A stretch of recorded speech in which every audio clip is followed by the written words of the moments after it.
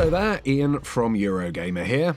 Now, Firestorm, Battlefield V's take on the Battle Royale genre, has been on my most anticipated list for a while now, and I can safely say, after having a huge hands-on session with the mode at Criterion's HQ, that it is bloody brilliant.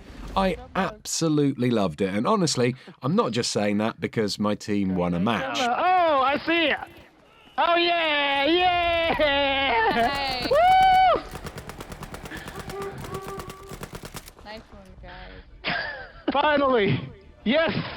No, I really liked Firestorm because it's exactly how you'd expect a Battlefield Battle Royale game to play. And by that I mean it's exciting, the squad mechanics are great, and the destruction is the bomb. Literally. So anyway, what follows is a load of gameplay I captured during the event, along with 21 things you need to know about the game in order to hit the battlefield running on March the 25th.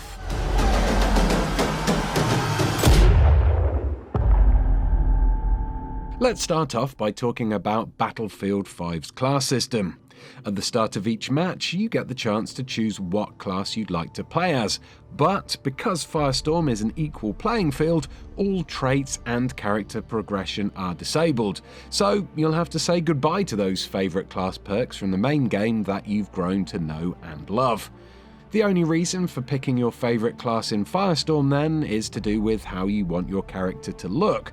So if you've previously unlocked a rare or epic skin and you want to show that off on the battlefield, then you'll be able to do that. But if you want to play as the medic because you think you'll be able to throw out medkits whenever you need them, forget it. Firestorm just doesn't work like that.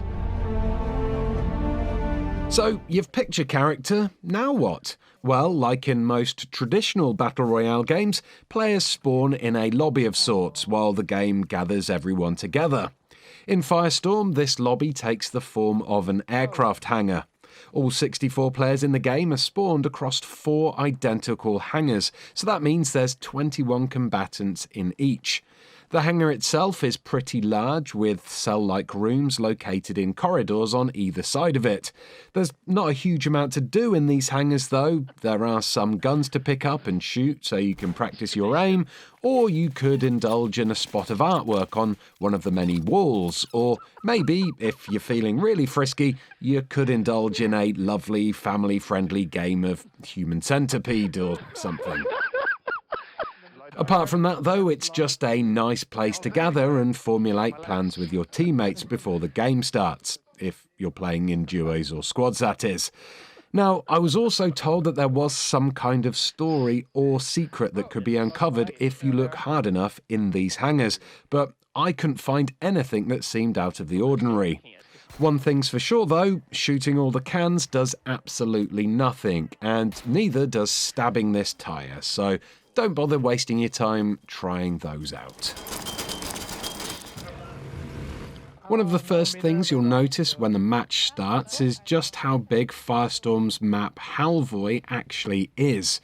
To get a sense of scale, it's about 10 times the size of Battlefield V's Hamada map. I'm not sure how big Halvoy is when compared to the arena in Apex Legends, but it certainly felt much larger to me. As soon as you spawn in the plains above Halvoy, you'll be able to check your map and see where the first instance of the Firestorm circle will be, although you'll also be able to see it burning quite clearly from the skies too. This is instantly different to how your normal Battle Royale games start, where you get free movement around the entirety of the map for a couple of minutes before it starts constricting. In Firestorm, each match starts with only about 2/3 of the map available, while the rest of it is already burning in the ring of fire.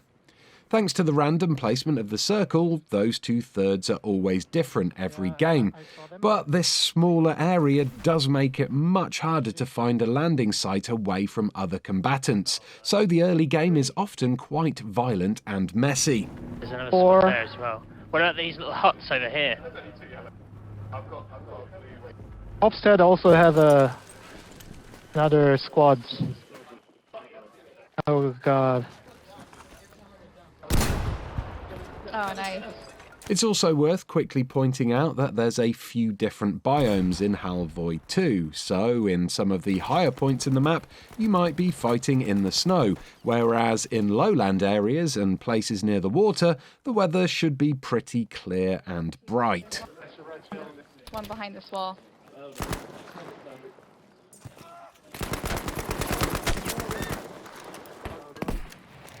Oh, there's a car. So, once you've landed safely on the battlefield, you're going to want to get yourself a weapon or three in order to defend yourself. Thankfully, you can find weapons strewn around the map pretty liberally, but you'll find the majority of items in and around settlements, so make your first port of call some kind of building. Now, guns-wise, you can hold up to 3, that's 2 main weapons and 1 pistol. In most Battle Royale games, players tend to pass up the pistols in favour of the bigger guns, but here it's imperative that you grab a pistol in case you get downed. More on that later on though. The guns come in 3 tiers of rarity. Green is common, blue is rare, and purple is epic. And the rarer the gun, the more attachments it'll have on it. So, unlike PUBG or Apex, where you have to find and attach things like scopes and magazines, in Firestorm, rare weapons already have them equipped. So, finding a decent gun boils down to keeping an eye out for purples, rather than hunting for attachments. And, yeah. Good gun. Helicopter. Yeah.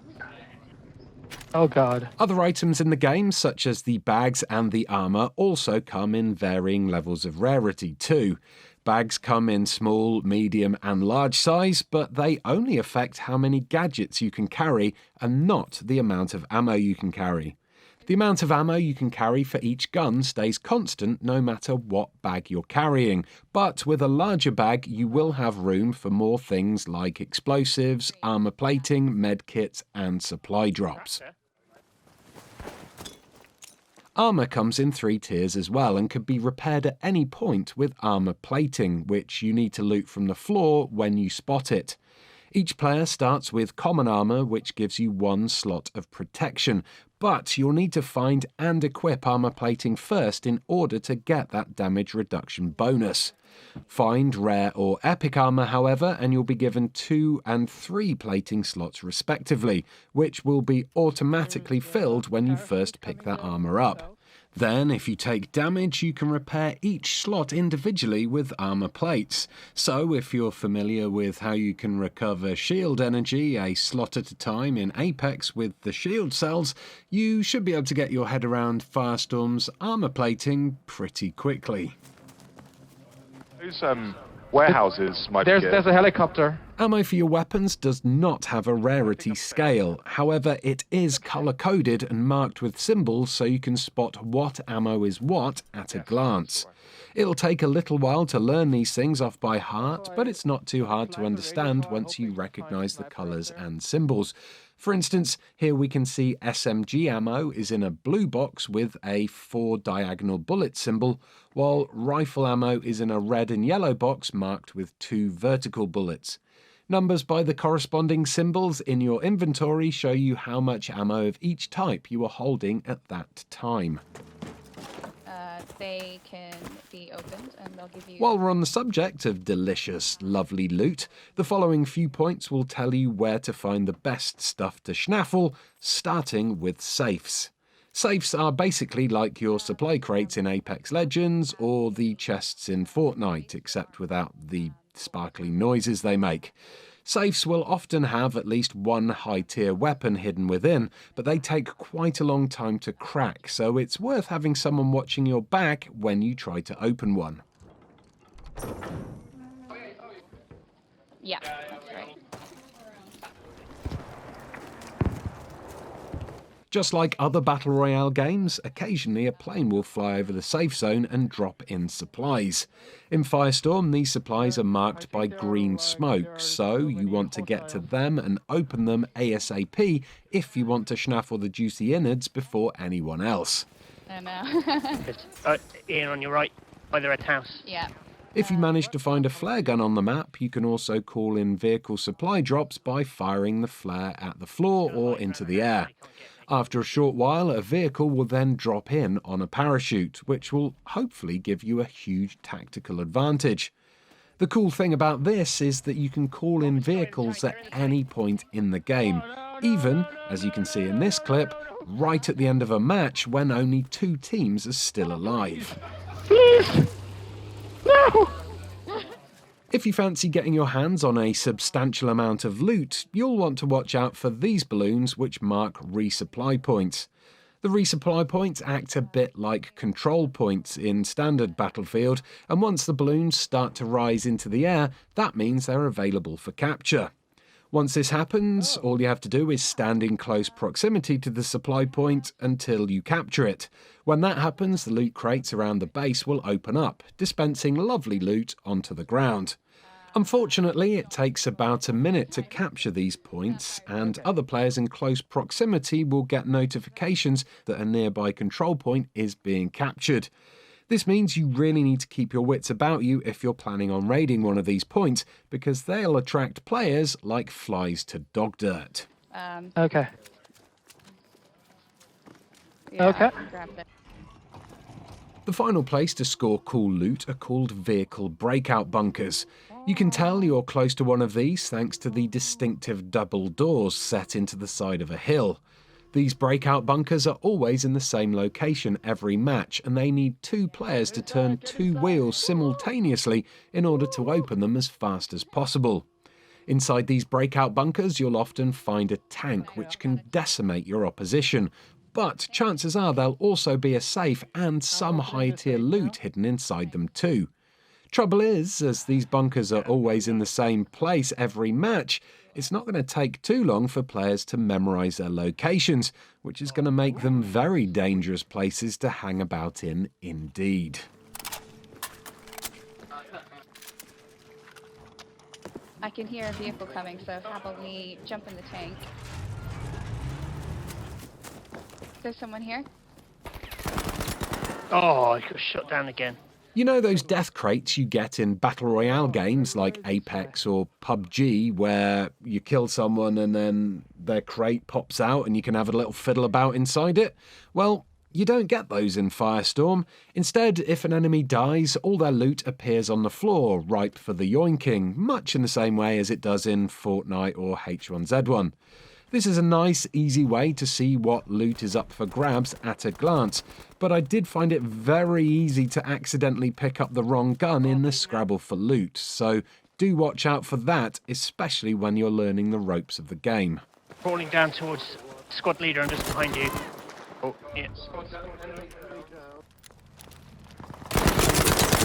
Oh. No, I'm down. There's someone. Where did he go? Oh, On the subject of death, being knocked into a downed state doesn't make you a helpless sitting duck like it does in other Battle Royale games. Downed characters in Firestorm can use their knives to defend themselves from approaching enemies, but even better, if you've picked up a pistol, when you drop, your character defaults to holding that gun, and with it you can lay down some covering fire for anyone who's trying to heal you, or you can just shoot it at enemies as you crawl off to find a safe area to hide in. Ah, fuck. Get him with the shotgun. Now, obviously, if your teammates have been knocked, you have the ability to res them, as long as they don't bleed out or get finished off before you reach them. But did you know you can also heal your own squad mates while they're still standing? If they have no health kits, but you do, you can equip yours and then stab them with the needle to instantly heal them. It's a lot quicker than going into your inventory and dropping medkits for them, but that is also something that can be done if you'd prefer to share things out when you're in a quiet moment. One more shot. run. Oh, we're And they're shooting us. So we've talked about healing your teammates, but how about harming your teammates? Can you team kill your teammates? Well, it turns out that no, you can't team kill in Firestorm. Sort of. You see, if you shoot one of your mates, it won't damage their health, but it will damage their armour. So while accidentally shooting your mate in the back in a firefight won't kill them outright, it will ruin their armour and make it much easier for your enemies to kill them. So perhaps try not to do that, okay? Holy shit.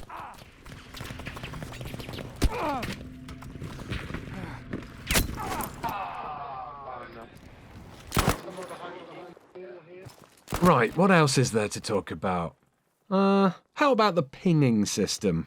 Firestorm has a basic ping system which is nowhere near as in-depth as Apex, but it is a lot more advanced than those of other Battle Royale games. With the ping system in Firestorm, you can still mark everything from guns to meds to enemy locations, but it's just not as easy to read for your fellow teammates as it is in Apex. In Apex, you get visual and audible notifications of a ping, and anything pinged is highlighted vibrantly. In Firestorm, anything you ping shows up on the compass at the top of the screen and faintly in the game world as a player-coloured tag. It's easy to spot if you know what you're looking for, but it can be confusing amongst the rest of the HUD, so new players at least will need to rely a lot more on vocal communication with their teammates than they do in Apex.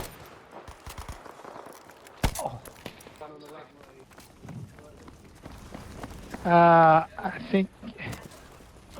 Big props should go to the Firestorm in Firestorm because it looks bloody awesome. The way it completely vaporizes buildings as it pushes forwards is brilliant, and this makes it the scariest of all Battle Royale circles, mainly because it just feels so powerful and brutal when compared to a little buzzing force field.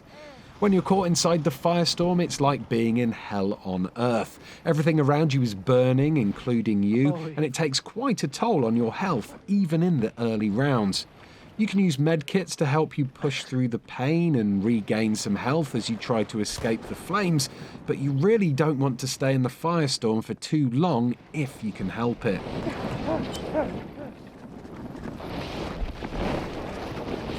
Oh my word. Oh wow. The destruction's really good. It's almost like post-apocalypse.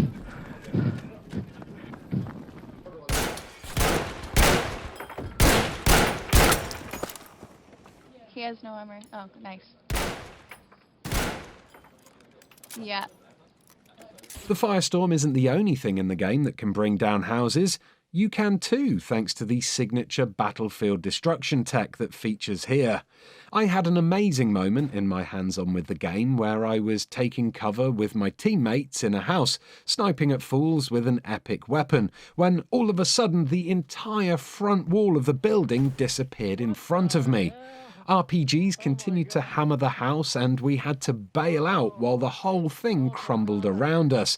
It was scary but thrilling, and it puts paid to camping in buildings because anyone with a rocket or a tank can punch a hole right through them and expose you at any time, and vice versa.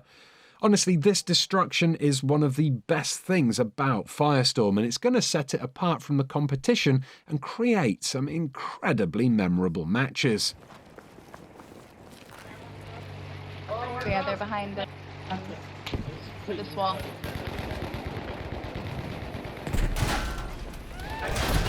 Oh! Now, I've talked a little bit about tanks already, but they're not the only vehicles you get to drive in Firestorm. If you want to get around quickly, you can keep an eye out for the vintage sports cars, which are super nippy but don't offer that much protection. If you do want a bit more armour, there's some people carriers that can fit an entire squad inside, but my favourite vehicle of all is the tractor. The tractor is completely useless unless you want to tow a mounted gun along behind it, but driving it is super fun, and if anyone can manage to get a roadkill with one of these, they instantly achieve legend status in my eyes. There's a sniper here if anyone needs that.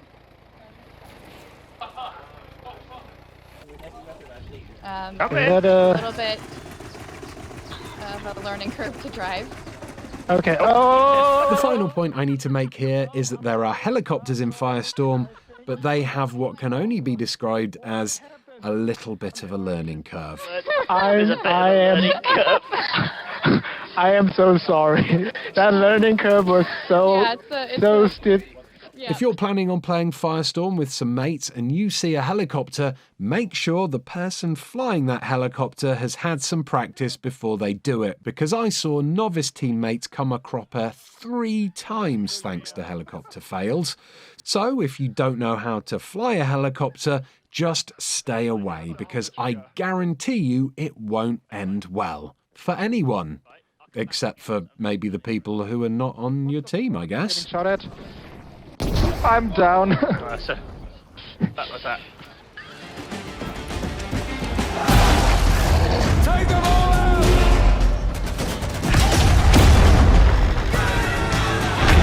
And that's basically everything I learnt during my hands-on time with Firestorm. I'm sure there are plenty of other advanced tactics and things to learn once the game fully releases, but hopefully the points listed here should give you a bit of a head start when you hit the battlefield early next week. If you enjoyed this video and found it useful, do give it a like, do subscribe to Eurogamer for more Firestorm videos in the future, and do have a lovely day. Goodbye.